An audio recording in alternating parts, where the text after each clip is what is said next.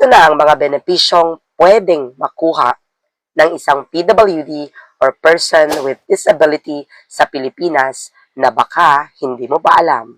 Mabuhay! Good morning mga kaibigan! Welcome sa ating channel, Teacher Timmy Talks. At ngayon, pag-uusapan natin, this is something very close to my heart. Pasensya na sa aking boses. Masama ang pakiramdam natin today. Something that I live with every single day. You see, kung makikita mo ako, mukha naman akong normal. Hindi ako naka-wheelchair at hindi gumagamit ng white cane at the moment. At mukhang kaya ko namang gumawa ng lahat ng bagay na kayang gawin ng isang normal na tao. But the truth is, I am a person with disability or PWD. I am considered legally blind because of a genetic eye condition called retinitis pigmentosa. Ang ibig sabihin nito, ang aking paningin ay unti-unting nawawala. Kasi isa siyang progression. Ang dahilan kung bakit ko binubuksan ito sa inyo ay dahil alam ko na marami tayong mga PWDs dyan na may kondisyon na hindi agad nakikita, na hindi obvious, at hindi pa alam ang mga karapatan at benepisyo na para sa kanila. This vlog is an awareness campaign para sa iyo, para sa akin, at para sa ating lahat. For us, the PWDs, na malaman kung ano yung mga nararapat para sa atin at treatment sa atin at benefits natin. At para din sa mga tao sa lipunan para maunawaan tayo ng lubusan. So, let's get started. 3 tanong ang sasagutin natin ngayon. Number 1, sino-sino nga ba ang mga considered na PWDs? Number 2, ano-ano ang mga benepisyo natin mula sa gobyerno at sa lipunan? And number 3, ano-ano ang pwede nating makuha na mga goods and services. So, let's dive in. Unang katanungan, sino nga ba ang mga considered bilang PWD or the persons with disability? Madalas kasi ang naiisip natin kapag sinabing PWD ay yung mga makikita natin agad, yung mga obvious. Kunwari, yung mga naka-wheelchair, yung mga bulag na nakahawak ng baston or mga naka-shades ng dark. Tapos yung mga pipi.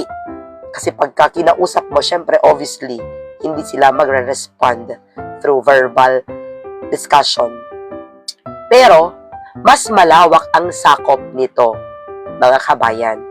Ayon sa Republic Act 9442 or the Magna Carta for Persons with Disability, ang isang PWD ay sinasabing, and I quote, those suffering from restriction of different abilities as a result of a mental, physical, or sensory impairment in performing an activity in the manner or within the range considered normal for a human being.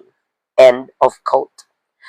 Maaari itong maging any of the following: physical disability, paralysis, amputated limb, and others; visual disability, tulad ng aking kondisyon, legal blindness, low vision, and total blindness.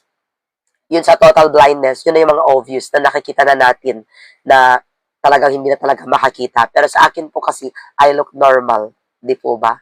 Hearing impairment, deafness, hard of hearing, speech and language impairment, intellectual disability, learning disability like dyslexia, ADHD, mental disability like bipolar disorder, depression, schizophrenia, psychosocial disability, multiple disabilities, at chronic illnesses na nagiging sanhi ng long-term disability tulad ng cancer. Ang pinakamahalagang step, kung ikaw ay may anumang kondisyon na sa mga nakalista, sa mga sinabi ko kanina, ang susi para makuha ang inyong benepisyo ay ang PWD ID.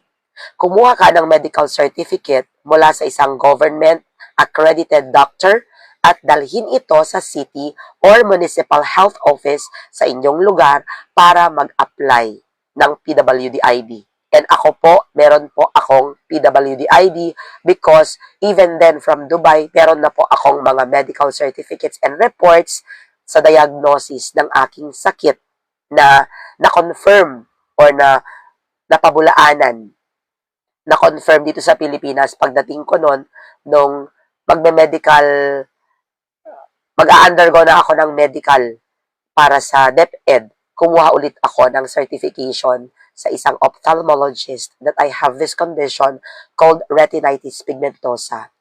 Pangalawang katanungan, so na-identify na po natin kung sino yung mga considered na PWDs. Second question, ano yung mga benepisyo mula sa gobyerno at sa lipunan? Kapag meron ka ng PWD ID, nagbubukas ito ng pinto na hindi lang sa benepisyong pera, kundi pati na po sa paggalang at sa proteksyon mula sa lipunan. So if you're a PWD, it's best if first step, kukuha ka muna ng PWD ID to get all the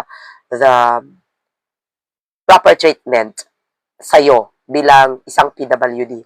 So, mula sa gobyerno or legal privileges, I repeat, these are legal privileges. It's not something we ask for, but it is something that should be given to us.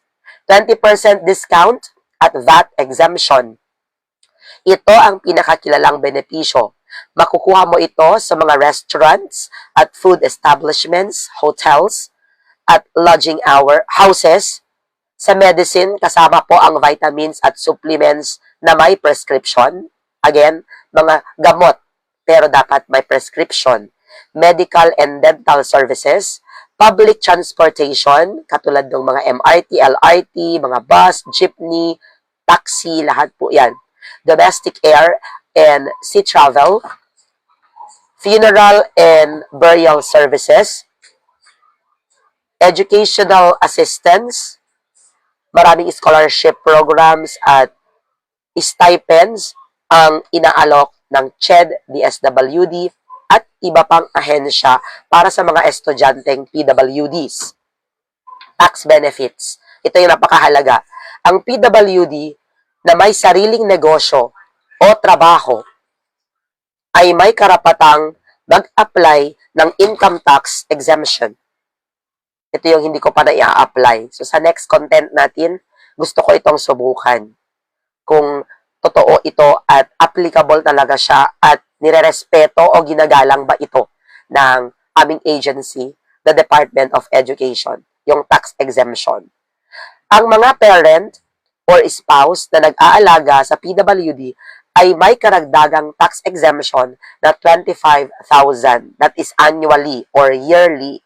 So, kung may alaga po kayong PWD at kayo po ay nagtatrabaho, pwede rin po kayo mag-apply ng income tax exemption for the amount ng 25,000 pesos. Employment opportunity. Ang batas ay nagsasabing may 1% reserved position sa lahat ng government offices at 5% sa mga private companies na may higit na 100 employees na nakalaan para sa mga PWD. Ibig pong sabihin, yung treatment sa atin bilang PWD sa mga job opportunities, hindi po dapat tayo pinagkakaitan ng slot or spot para magka-work or job opportunity just because we are PWDs. Mula sa lipunan, social benefits ng mga PWDs. This is something we don't always talk about, but it's just as important. Kapag may PWD ID, mas madali kang humingi ng tulong at pangunawa. So again, PWD ID is key. Ibig sabihin, it is a must. Kailangan mo po talagang kumuha ng PWD ID. So ito na, priority access. May karapatan kang gamitin ang priority lane kahit saan, sa MRT, sa LRT, sa bank, sa mga government offices, so sa restaurants, sa grocery, supermarket. May karapatan ka rin sa priority lane, sa mga public transport, nasabi ko na yan. Understanding and patience. Kapag kailangan mong magpaliwanag ng iyong kondisyon, halimbawa, kung bakit hindi mo mabasa ng mabuti yung menu o bakit kailangan mong malapit sa speaker ang phone, ang tao ay mas nagiging maunawain. Ang ID ay nagbibigay ng legitimacy sa iyong kondisyon, lalo na kung ito ay hidden, katulad nung sa akin. Alam niyo po, sa totoo lang, it's difficult for us PWDs na hindi obvious yung condition to go through public scrutiny. Kumbaga, for example, in so many instances na nakipila ako sa priority lane sa mga fast food chains, kakain kami ng pamilya ko at ako ang pipila just to go through the priority lane kasi nga maraming mga tao, kunwari, especially during lunchtime on a weekend. People would always look at me from head to toe, and I know at the back of their mind, they are asking, ano kaya ang problema ng taong to? Hindi naman siya mukhang senior citizen. Hindi naman siya mukhang buntis. Pero minsan, oo. Pero, bakit siya nakapila doon? Di ba? And even the person at the counter would always ask me, ma'am, meron ka na po bang ticket? Yung order ticket na galing doon sa booth nila kung saan pinapunch yung order. So, ang sagot ko na lang, ilalabas ko yung PWD ID ko. At once nakita na nila yon, lahat sila na nakatingin sa akin would stop. And then the woman at the counter, kukunin niya agad yung ID, tapos babasahin niya. Then pag nakita na niya, tatanungin na niya, yes po ma'am, ano pong order nila? In so many instances, nangyayari yon. That's why, for PWDs out there na hidden yung condition nyo, huwag po kayong matakot, huwag po kayong mahiya. Hindi po natin ginusto na magkaroon ng ganitong kondisyon. And andito po ako, si Teacher Timmy, nagpapalakas ng loob nyo, at tayo po ang mag-unawaan. You share your experiences. You can comment down below and share your experiences with me kasi, syempre, una sa lahat, tayo-tayo ang magkakaintindihan kasi pareho po tayo ng pinagdadaanan. Just to let you know that you are loved, you are special. Diba? God loves us just like everyone else. Pangatlong katanungan, treatments at benefits sa services, goods and services. Maliban sa 20% na discount, may mga specific na benepisyo na pwede nating mapakinabangan para sa ating kalusugan at sa ating pamumuhay. Example, free or subsidized assistive devices. Depende sa iyong LGU or local government unit, maaari kang makatanggap ng tulong para sa mga assistive device tulad ng eyeglasses. Hindi po ito binigay ng LGU. Para sa mga sa mga nawalan ng paningin. Ayan. Pero ako hindi po ito donated by. Okay? Hindi po ito sponsored. Talagang pinagawa ko yan para sa akin. White canes. Yun yung cane na ginagamit ng mga totally blind. Hearing aids, pero sa akin, I would appreciate that. Kung meron po sila ibibigay na cane, okay lang sa akin. Kasi ako yung hands ko, parang automatic pag naglalakad tayo, no? Bigla napapahawak ko sa gilid-gilid. Ganon, lalo pag sa hagdan. Ayokong dumaan sa gitna. Gusto ko na nakahawak ako sa railings. Kasi baka nga tayo malaglag, di ba? White canes, hearing aids, pwede rin pong kunin yan ng libre. Wheelchairs at prosthetics, para po yan sa mga na-amputate. Yan. Maging mga gadgets na may screen reader functions. Kung available po yan. Pero kung hindi po siya available, most likely, hindi po siya available. Magtanong po tayo sa City Social Welfare and Development Office sa ating mga programang ito kung meron po silang binibigay. Special telco promos. May mga telecommunication companies na nag-o-offer ng special discounts o libreng serbisyo tulad ng libreng tawag para sa mga PWDs. Ito ay para masigurado na konektado palagi sa iyong mga mahal sa buhay. Yan, hindi ko pa nasusubukan. At hindi ko pa naman natatry pumunta sa mga telco at manghingi ng mga ganyang benefits unless may mga text prompts na SMS na sinesend nila na may ganun nga. Pero as far as I know, wala pa naman. Yan. Banking privileges. Ilan bang mga institutions ang nag-o-offer ng mga bank accounts na may lower maintaining balance o walang service fee para sa mga PWD?